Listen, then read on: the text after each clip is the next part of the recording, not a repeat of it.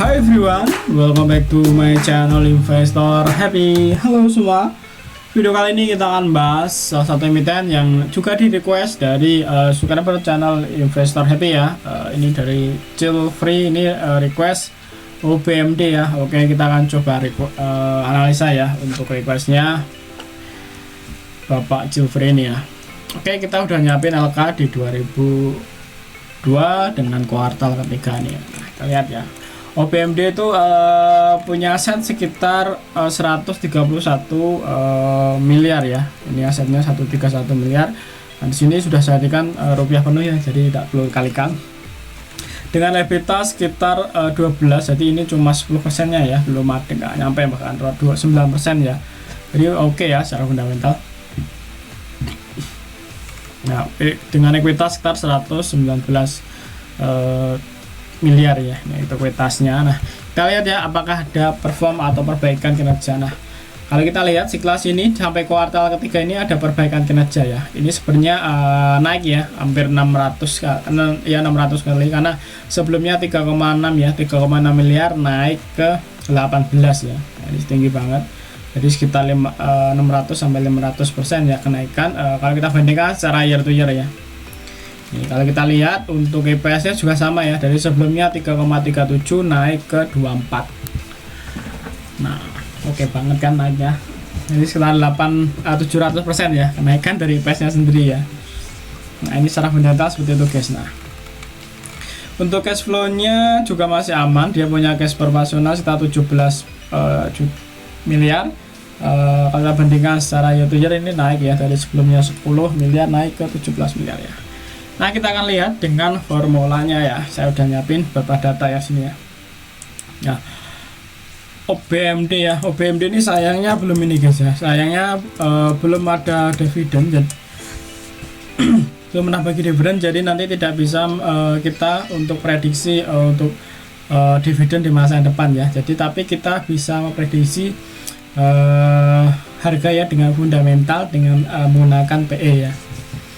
Nah, kalau kita lihat ini 2018 ya, ini aku ngambil data dari Stockbit guys ya. 18 itu 8 ya, dan ini naik di 24 karena tadi kan ini ya di kuartal ketiga ini baru 18. Nah, ini tak tulis 23 karena perkenaikan kuartal tadi dari kuartal 2 ke 3 itu sekitar 5 miliar. Nah, nanti anggap saja ininya sama ya, jumlahnya sama, profitnya jadi tambah 5 miliar ya, sekitar 23 ya. Nah, ini kalau kita lihat 23 gini punya CGR ada sekitar 30% ya, tinggi guys ya. Nah, tinggi. Kalau kita lihat untuk di prediksi di 2003 ya, dengan catatan dia stabil ya, bisnisnya stabil seperti ini.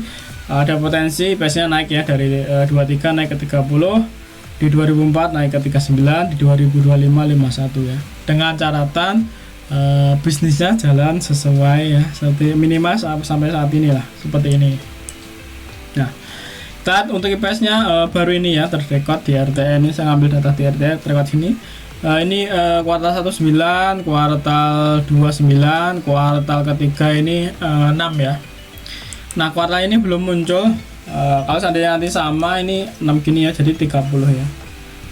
Jadi 30, cuma kalau seandainya nanti ini 0. Nah, ini masih ya, di sini 31, 40, 18. Nah, seperti itu.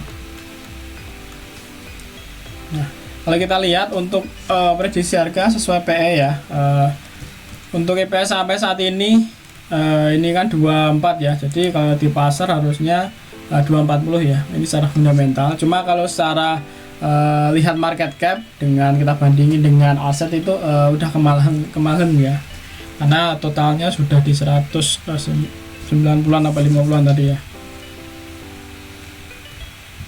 Ini kalau kita menggunakan market cap ya, cuma kalau kita menggunakan fundamental dengan PE ini, dengan PE 10 ini ketemu harga sekitar 240 ya, untuk harusnya normalnya ya, sesuai fundamental. Cuma kurangnya di emiten ini dia belum bagi dividen, itu aja gitu. Jadi problemnya itu belum bagi dividen, mungkin yang tidak membuat menarik juga orang ya kesini. Cuma emiten ini sangat volatile ya, saya sering juga main di sini ya.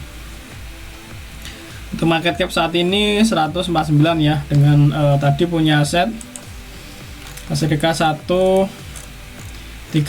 ya, 131 ya. Nah, jadi ini udah kemahalan dikit ya. Nah, kalau kita menggunakan market cap, cuma kalau kita menggunakan tadi IPS, kita bandingin dengan PE nya ya. Nah, ini ketemu sekitar 240 ya, prediksinya di 2003 sampai 305, 303, ini 407, dan ini 530 ya. Nah, sebenarnya bukan hal mustahil ya, karena apa? Karena dia pernah sampai 500 nih ya. Nih, bahkan 500 lebih ya, pernah tinggi sampai 504, ini 515 ya, pernah sampai segitu guys. Jadi sebenarnya bukan hal mustahil sampai ke situ. Nah, ini tunggu aja sampai bentuk base ya. Ini udah mulai tadi sempat turun, dia naik, hari ini ribuan naik ya. Nanti kita lihat aja apakah nanti akan naik terus. Biasanya emiten gini memang dia disiplin lama. Kenapa? Untuk nurunin barang ya, yang posisi di atas diturunin ya, harapannya banyak ACL ya. Nanti setelah barangnya dikolek lagi, dapat barang, nanti akan dinaikin lagi. Hanya seperti itu sebenarnya fasenya ini sih. Nanti jual lagi. Nah, cuma yang jadi bola tentu kita tidak tahu ya time frame mereka melakukan itu seperti apa ya. Nah, oke, setelah fundamental kayak gitu ya. OBMD ini sekitar 240 ya ini. Untuk harganya ya, kita lihat sebagai fundamental. Di sini belum bisa ngitung dividen karena belum ada historical bagi dividen emiten ini ya. Nah, oke, ini performanya hampir mirip ya dengan di 2020 ya. Di 2020 banyak dapat 24 miliar, dan hari ini prediksinya ya, karena masih 18 ini di kuartal 4 belum muncul, prediksinya sekitar 23 ya, dengan catatan performanya sama dengan kuartal sebelumnya ya.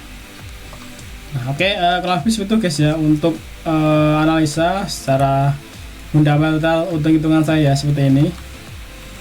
Nah, ini sayangnya belum ada, jadi nggak bisa ini buat. Terus kalau kita lihat di technical sendiri, memang sini ada base ini ya, ini dia bikin base baru ya. Nah, dia bikin base baru di sini, atau tepatnya di 178 ya. Ini udah mantul lagi. Nah, kalau kebiasaan dia setelah mantul gini dia masih lanjut ya, cuma nggak tahu setelah ini terus dia bikin ambil lagi. Nah, oke guys, kurang lebih seperti itu untuk emiten OBMD atau saham OBMD. Kalau teman-teman ada request silahkan aja di komentar ya, nanti kalau bisa saya bikinin untuk videonya. Oke, terima kasih semua teman-teman ini, sampai ketemu di video berikutnya. Happy cuan and happy investor, bye bye.